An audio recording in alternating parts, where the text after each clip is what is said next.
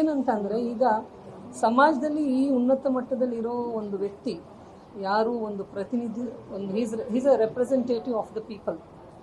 ಅವರು ಈ ಥರ ಅವ್ರ ಮನೆ ವಿಷಯನ ಈ ಮಟ್ಟದಲ್ಲಿ ಅವರು ಬೀದಿಗೆ ತಂದಿದ್ದಾರೆ ಅಂತ ಅಂದಮೇಲೆ what is the message his giving? ಅವ್ರು ಏನು ಮೆಸೇಜ್ ಕಳಿಸ್ತಾ ಇದ್ದಾರೆ ಜನರಿಗೆ? ಜನ ಆರಿಸ್ಕೊಂಡಿರೋ ಪ್ರತಿನಿಧಿ ತಾನೆ, ಅವ್ರ ಮನೆಯಲ್ಲಿ ಈ ಥರ ಆಗ್ತಾ ಇದೆ ಅಂತ ಅಂದರೆ ಒಂದು ಯೋಚನೆ ಮಾಡುವಂಥ ವಿಷಯ. ಅದನ್ನೇ ನಾವು ಅವ್ರ ಮುಂದೆ ಪ್ರಸ್ತಾಪ ಇಟ್ಟಿದ್ವಿ. ಅವರು ಹೇಳಿದ್ದಾರೆ, ನಾನು ಮಾತಾಡ್ತೀನಿ, ಅದನ್ನು ಆಶ್ವಾಸನೆ ಕೊಟ್ಟಿದ್ದಾರೆ. DCM ಅವ್ರ ಜೊತೆ HM ಅವ್ರ ಜೊತೆ ಮಾತಾಡ್ತೀನಿ ಅಂತ ಹೇಳಿದ್ದಾರೆ. And we have faith in him, we have faith in the leadership. ನ್ಯಾಯದ ಮೇಲೆ ನಮ್ಗೆ ಭರವಸೆ ಇದೆ. ಸತ್ಯಕ್ಕೆ ಜಯ ಇದ್ದೇ ಇರಬೇಕು ಅಲ್ವಾ? ಮುಂದಿನ ತಮ್ಮ ನಡೆ ಹೋರಾಟ ಹೇಗಿದೆ? ನಾವು ಈ ಹೋರಾಟ ನಾವು ಶುರು ಮಾಡಿಲ್ಲ. ಅವರು ಕೇಸ್ ಹಾಕಿದ್ರು ಮೊದಲನೇ ಸಾರಿ, ಮಗಳ ಮೇಲೆ ಕೇಸ್ ಹಾಕಿದ್ರು, ಮಗಳ ಆಸ್ತಿ ಮೇಲೆ ಹಕ್ಕು ಕೇಳ್ಕೊಂಡು ಕೇಸ್ ಹಾಕಿದ್ರು. ಅದಕ್ಕೆ ನಾವು ರೆಸ್ಪಾನ್ಸ್ ಮಾಡ್ತಾ ಇದ್ದೀವಿ ಅಷ್ಟೇ. ಅವ್ರ ಹೋರಾಟ ನಿಲ್ಲಿಸ್ತಾ ಇಲ್ಲ, ನಾವು ಹೋರಾಡಲೇಬೇಕಾದಂಥ ಪರಿಸ್ಥಿತಿ.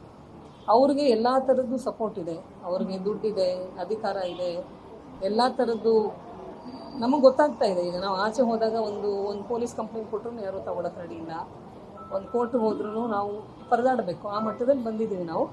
ಬಟ್ ನಮಗೆ ಸತ್ಯದ ಮೇಲೆ ಭರವಸೆ ಇದೆ. ಜನರಿಗೆ ಗೊತ್ತಿದೆ ಏನು ನಡೆದಿದೆ, ಏನು ಆಗ್ತಾ ಇತ್ತು.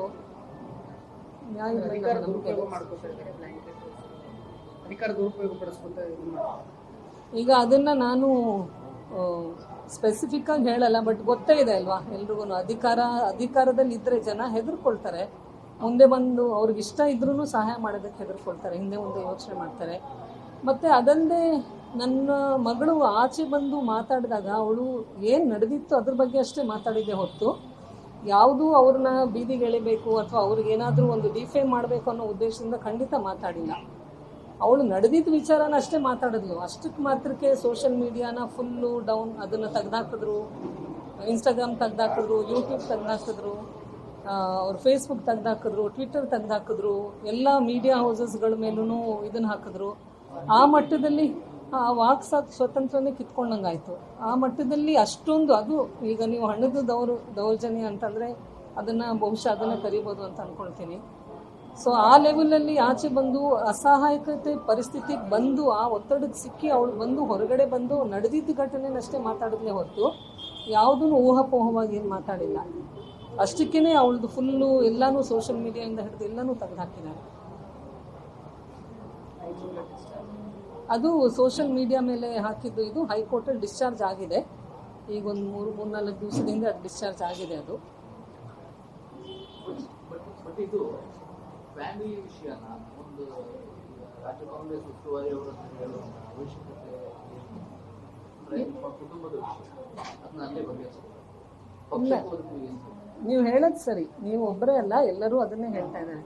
ಹಂಗೆ ಫ್ಯಾಮಿಲಿ ವಿಷಯನ ಬಗೆಹರಿಸ್ಕೊಳ್ಬೇಕು ಅಂತ ಇದ್ದು ಆ ವಿಚಾರ ಯಾರಿಗಿರಬೇಕು?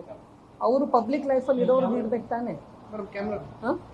ಅವರು ಪಬ್ಲಿಕ್ ಲೈಫಲ್ಲಿ ಇರೋರಿಗೆ ಈ ವಿಚಾರ ಅವ್ರಿಗಿರಬೇಕು. ನಾನು ಈ ಪ್ರೈವೇಟ್ ಮ್ಯಾಟರ್ನ ನಾನು ಬೀದಿಗೆ ತರಬಾರ್ದು ಅಂತ ಅಲ್ವಾ?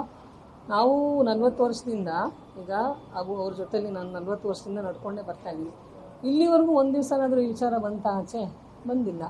ಯಾರು ತಂದಿರೋದು ಆಚೆ? ಪ್ರೈವೇಟ್ ವಿಚಾರನ ಪ್ರೈವೇಟಾಗಿ ಸಾಲ್ವ್ ಮಾಡ್ಕೊಳ್ಳೋ ಜವಾಬ್ದಾರಿ ಅವ್ರಿಗಿರಬೇಕಿತ್ತು. ಯಾಕೆಂದರೆ he is the one who is in public life.